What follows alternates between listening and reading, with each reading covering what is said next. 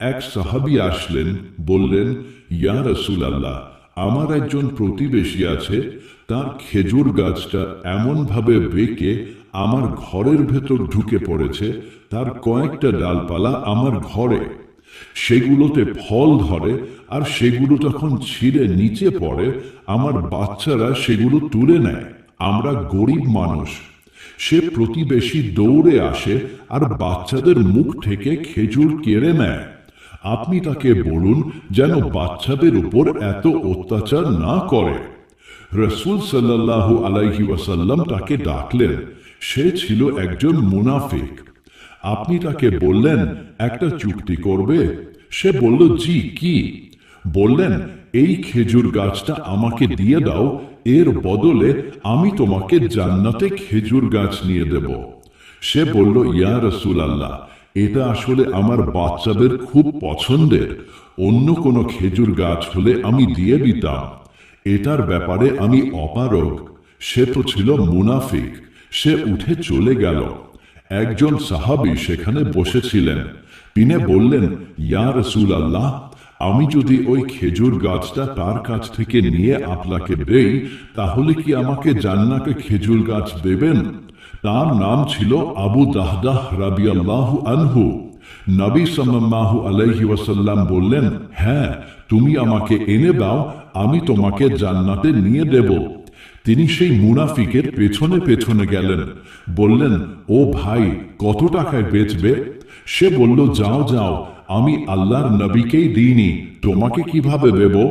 তিনি বললেন, আচ্ছা ভাই, মুখ ফুটে বলো কত নেবে? তো সে পিছা ছাড়ানোর জন্য বলল, তোমার পুরো বাগানটা আমাকে দিয়ে দাও, আর এই খেজুর গাছটা নিয়ে নাও। আবু দাহদাহার বাগানে 600 খেজুর গাছ ছিল, আর এই একটা মাত্র খেজুর গাছের বিনিময়ে সে পুরো বাগান চাইছে। আবু দাহদাহ রাদিয়াল্লাহু আনহু বললেন, পাকা কথা তো, ফেরাবে না তো? সে বলল, আমি কি পাগল নাকি যে কথা ফেরাবো? আমি 600 খেজুর গাছের একটা বাগান পাচ্ছি। আবু দাহদাহ রাদিয়াল্লাহু আনহু বললেন, ঠিক আছে, খেজুর গাছ আমার, বাগান তোমার। তিনি দৌড়ে দৌড়ে এলেন। ইয়া রাসূলুল্লাহ, আমি সওদা করে ফেলেছি। নবী সাল্লাল্লাহু আলাইহি ওয়াসাল্লাম বললেন, কিভাবে করলে? বললেন, আমার পুরো বাগানটা দিয়ে খেজুর গাছটা নিয়ে নিয়েছি। নবী সাল্লাল্লাহু আলাইহি ওয়াসাল্লাম বললেন, তাহলে আমার সওদাও বদলে গেল। কাম মিন ইয়াজকিন রিদওয়াহা ওয়া দারিন ফাইয়াহা লিআবিদ দাহদাহা ফিল জান্নাহ। আবু দাহদাহার জন্য জান্নাতে কত কত এমন ফল ভারে নুয়ে পড়া খেজুরের বাগান আর কত কত সুবিশাল ঘর রয়েছে। আমার সঙ্গী, আমি নিজের চোখে দেখছি, আল্লাহ তোমার জন্য জান্নাতে একটি নয়, শত শত প্রাসাদ বানিয়ে দিয়েছেন। আর একটি বাগান নয়, হাজার হাজার বাগান তোমার জন্য তৈরি করে রেখেছেন।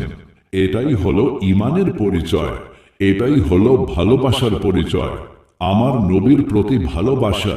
আমাদের সন্তানরা খেলোয়াড়দের মতো চুল কাটে। একটা ছোট বাচ্চা করাচিতে আমার সাথে দেখা, অদ্ভুত চুল কেটেছে, ওপরের দিকে খাড়া হয়ে থাকে। তো আমি বললাম, তোমার চুল এমন করে কে কেটে দিয়েছে? সে বলল, আপনি জানেন না মেসি আছে না, মেসি? হ্যাঁ, আপনি জানেন না মেসির চুল ওরকম। আমি বললাম, বেটা, খারাপ লাগছে। সে বলল, কিভাবে খারাপ লাগে? মেসির চুল খারাপ লাগবে কেন? যখন মানুষ কাউকে বড় মনে করে তখন তাকেই অনুসরণ করে। আল্লাহ ও আল্লাহর প্রিয় হাবিবের প্রতি ভালোবাসার চিহ্ন কি যে আমরা তাদের অনুসরণ করব? তার জীবন শুধু 5 ওয়াক্ত নামাজ নয়, তার জীবন শুধু 30টা রোজা নয়, শুধু হজ নয়। আপনি প্রতিটি দিক থেকেই ভালোবাসা পাওয়ার যোগ্য।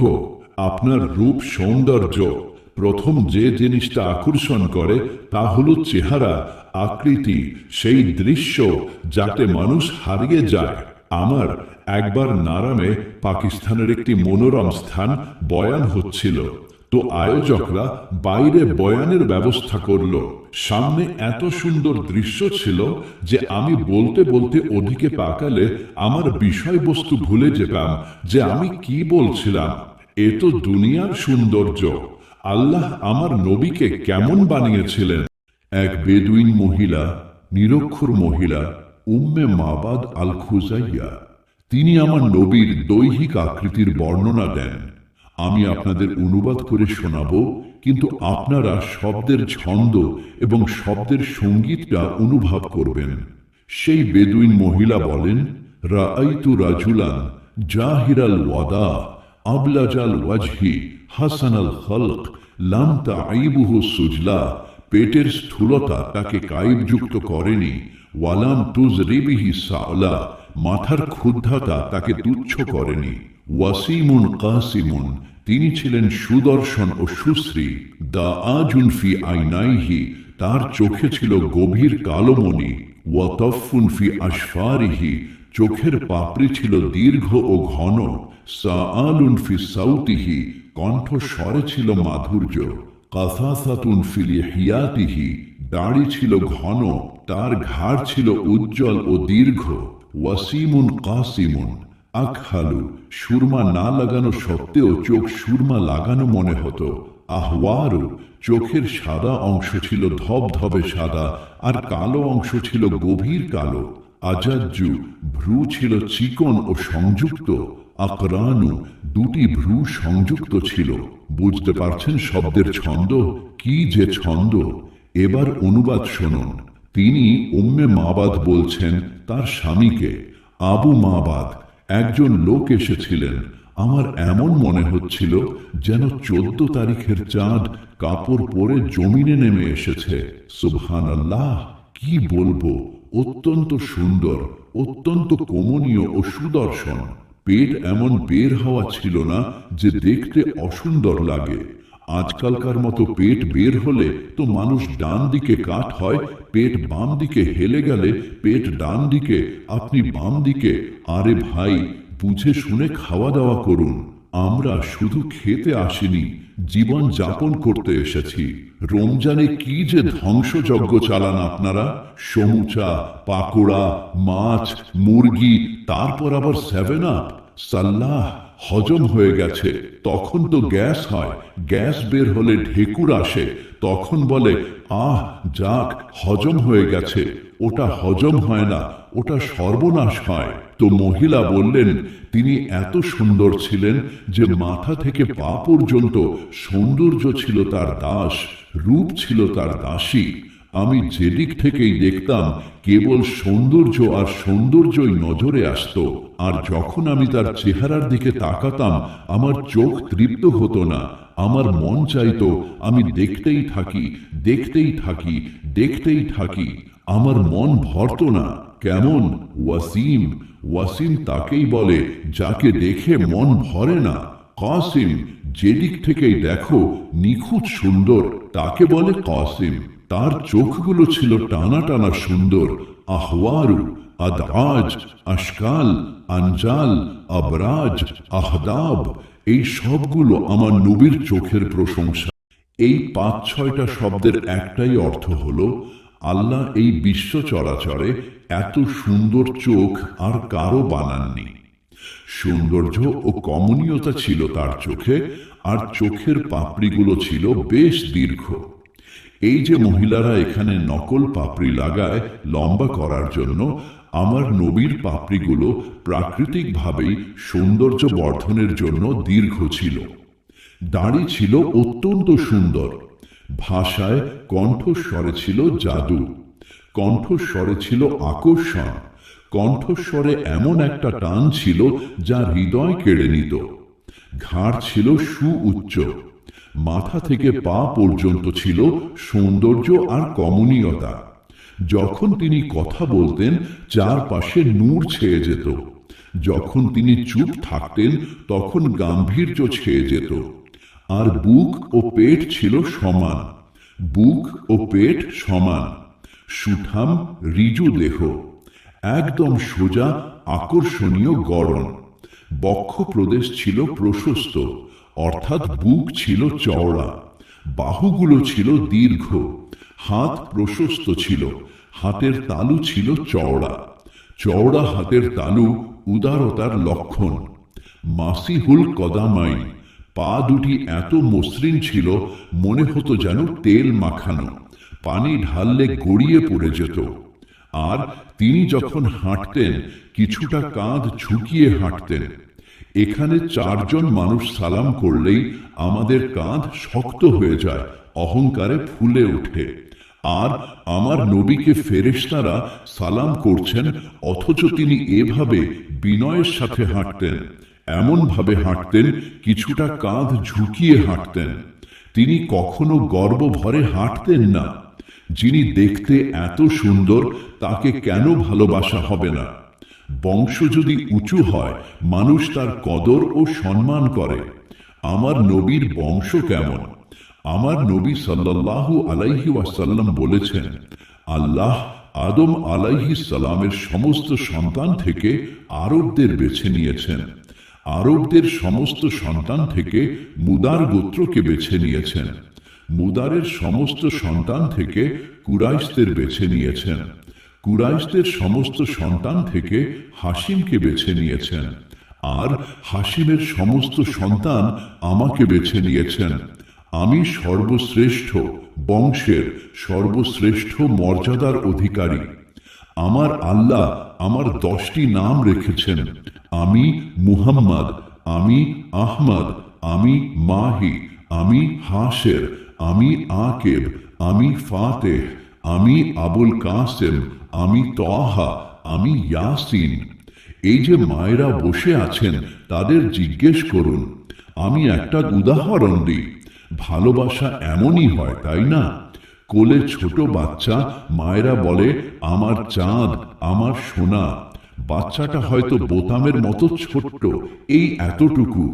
মায়েরা তাকে কখনো এভাবে তোলে, কখনো ওভাবে আদর করে, কখনো চুমু খায়, তাকে ঘুম পাড়ানি গান শোনায়, আমার চাঁদ, আমার কলিজার টুকরা, আমার চাঁদ, আমার চাঁদ, আমার চাঁদ। তো আমার রব তার হাবিবকে এত ভালোবাসেন যে শুধু মুহাম্মদ বলেন না, কারণ শুধু মুহাম্মদ বললে ভালোবাসার সেই আবেগটা পুরোপুরি প্রকাশ পায় না। তো আল্লাহ তার ভালোবাসার স্রোত বইয়ে দিলেন।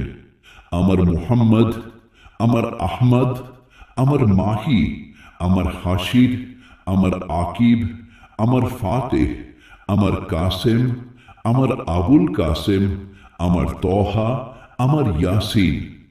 এইগুলো আল্লাহ তার হাবিবের নাম রেখেছেন।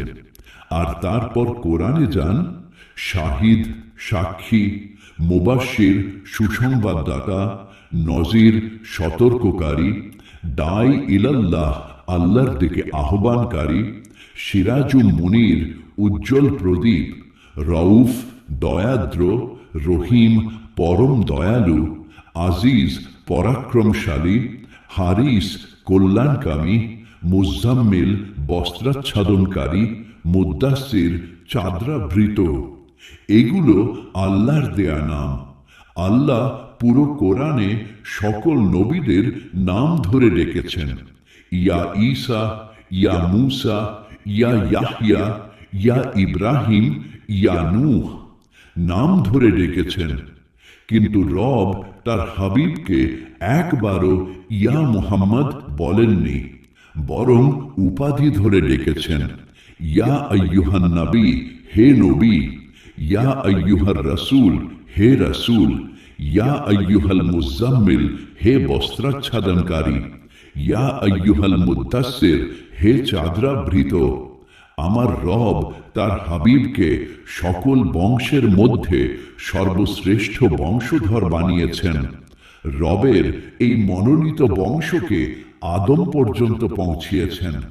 মুহাম্মদ বিন আব্দুল্লাহ বিন আব্দুল মুত্তালিব বিন হাশেম বিন আব্দে মানাফ বিন কুসাই বিন কিলাব বিন মুর্রাহ বিন কাব বিন লুয়াই বিন গালেব বিন ফিহর বিন মালিক বিন নজর বিন কিনানা বিন খুজাইমা বিন মুদ্রিকা বিন এলিয়াস বিন মুদার বিন নিজার বিন মাদ বিন আদনান বিন আব্দ বিন হামিসা বিন সলমান বিন মুহাম্মদ আলাইহিস সালাম।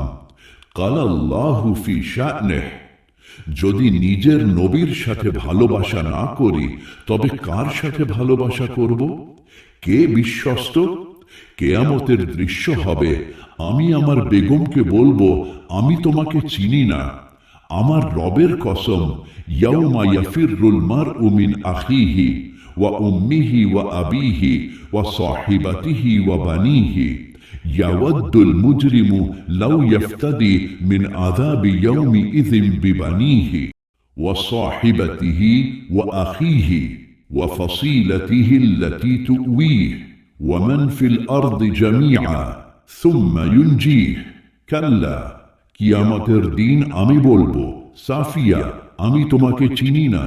সে বলবে, মৌলানা সাহেব, আমি আপনাকে চিনি না। এই ইউসুফ আমার ছেলে। আমি বলবো, কে তুমি? কোথা থেকে এসেছো? সে বলবে, আব্বা, আপনি কে?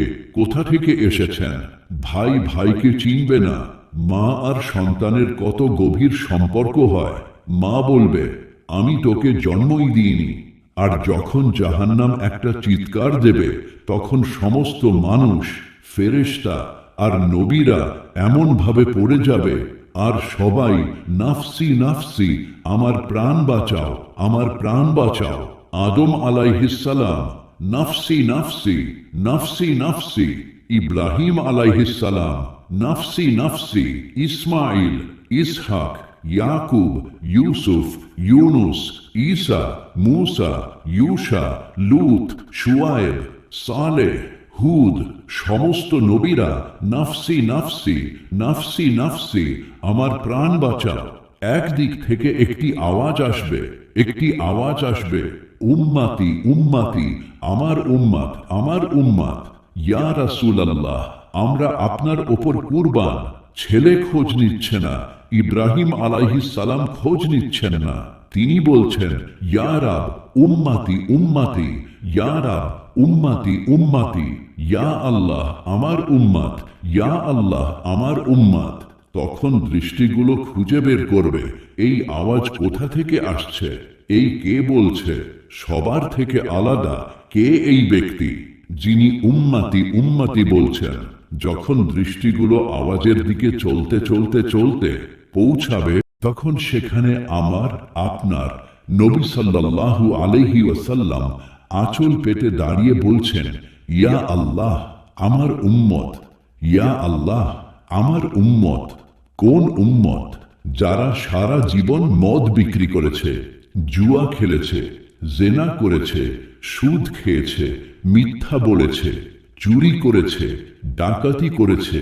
আমার নবী বলছেন, আমার উম্মতকে বাঁচিয়ে নাও, আমার উম্মতকে বাঁচিয়ে নাও।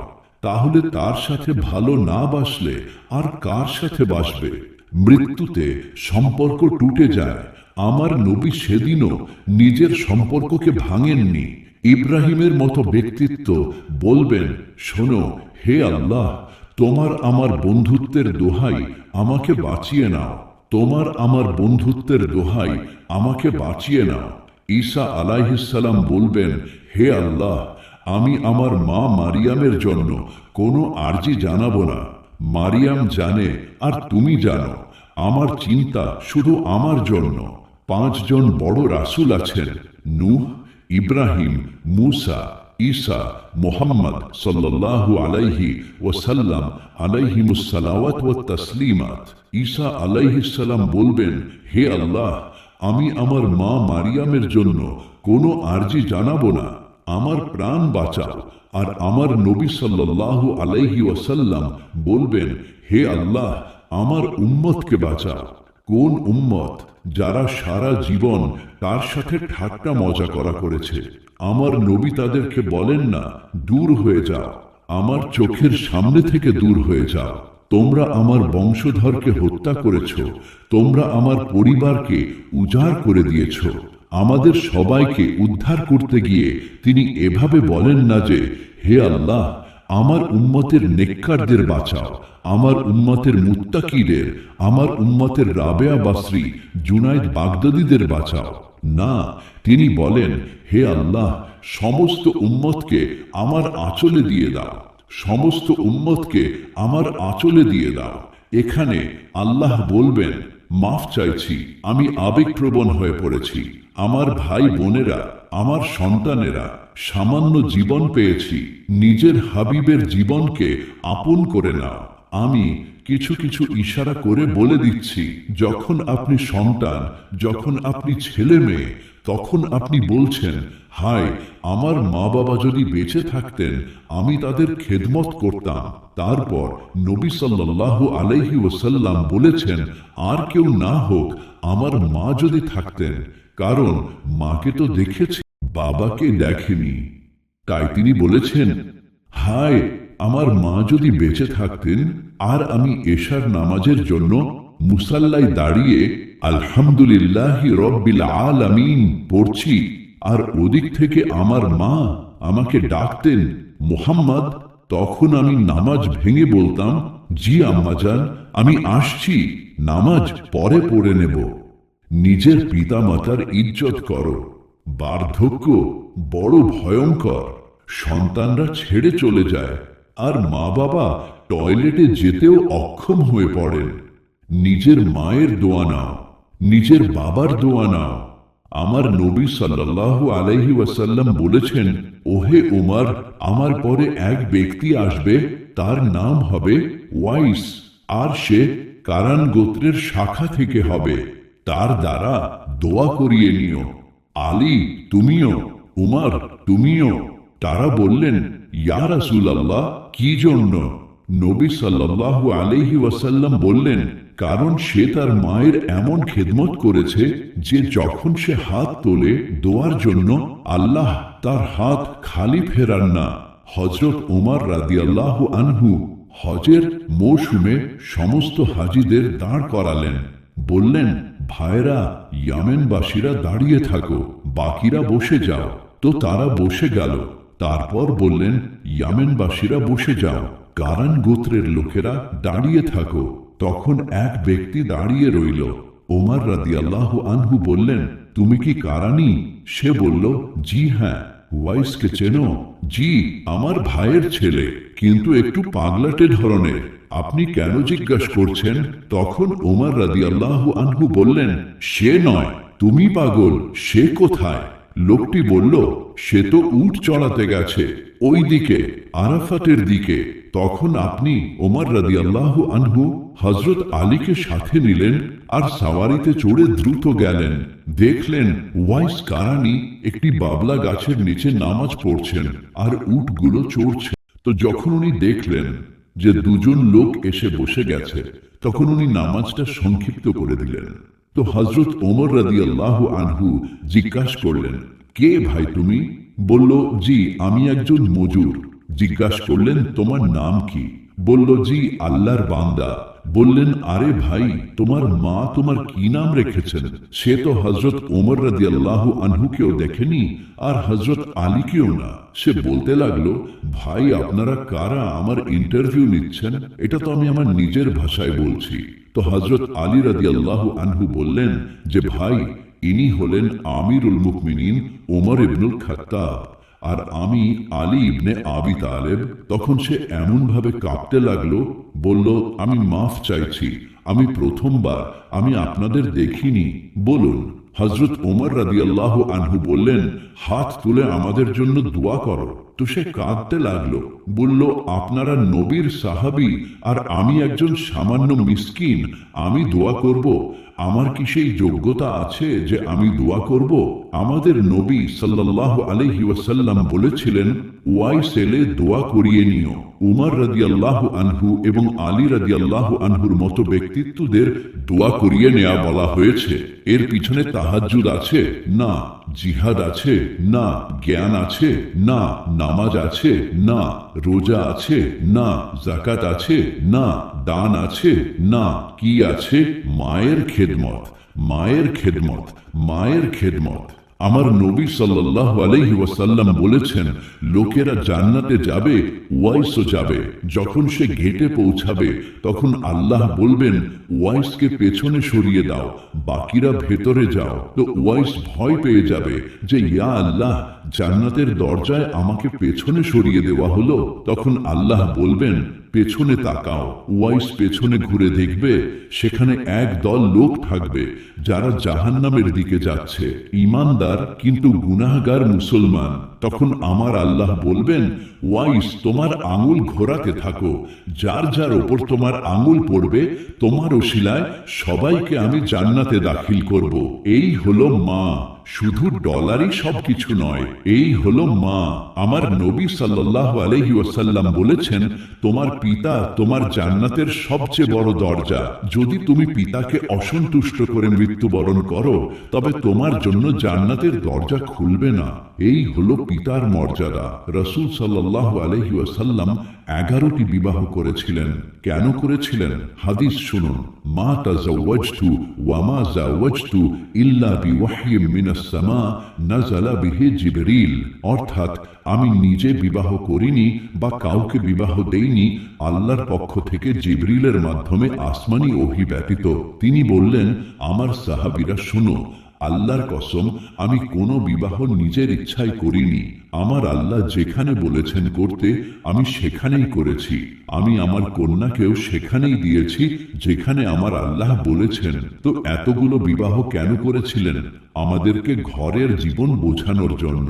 আমার কথা মনোযোগ দিয়ে শুনুন। দুনিয়ার সবচেয়ে বড় সম্পর্ক হলো স্বামী ও স্ত্রীর, সবচেয়ে পবিত্র সম্পর্ক হলো মা বাবার, কিন্তু সবচেয়ে বড় গুরুত্বপূর্ণ সম্পর্ক হলো স্বামী স্ত্রীর। যখন এটা ভেঙে যায় তখন পুরো প্রজন্ম বরবাদ হয়ে যায়। এই জন্য তিনি জীবন যাপন করে দেখিয়েছেন। তিনি ঘরে ঝাড়ু দিচ্ছেন, তিনি আটা মাখছেন, তিনি হযরত আয়েশা রাদিয়াল্লাহু আনহাকে লোকমা বানিয়ে খাওয়াচ্ছেন। আর হযরত আয়েশার সন্তুষ্টির জন্য বলছেন, আয়েশা তাবারানির হাদিস শোনো, আয়েশা ইন্নাহু লা ইউহাউইনু আলাইয়াল মাউত আন উরিতুকি জাওজাতি ফিল জান্নাহ। অর্থাৎ আমার জন্য মৃত্যুকে এই বিষয়টি সহজ করে দিয়েছে যে আমি তোমাকে জান্নাতে আমার স্ত্রী হিসাবে দেখেছি। আয়েশা, যখন থেকে আমি জেনেছি যে তুমি জান্নাতে আমার স্ত্রী হবে তখন থেকে আমার মরে যাওয়ার শখ জেগেছে। আল্লাহর কসম, এটা আমাদের শেখানোর জন্য ছিল যে আল্লাহকে দেখেছে তার আবার নারীর প্রতি কি আকাঙ্ক্ষা থাকতে পারে। এটা আমাদের শেখানোর জন্য ছিল যে স্ত্রী যেন তার স্বামীকে সর্বাধিক সম্মান দেয়, স্বামীও যেন তার স্ত্রীকে সম্মান দেয়। হুন্না লিবাসুল লাকুম ওয়া আনতুম লিবাসুল লাহুন্না। অর্থাৎ তারা তোমাদের পোশাক এবং তোমরা তাদের পোশাক। তোমার স্ত্রী তোমার পোশাক, আর আল্লাহ স্ত্রীকে বলেন তোমার স্বামী তোমার পোশাক।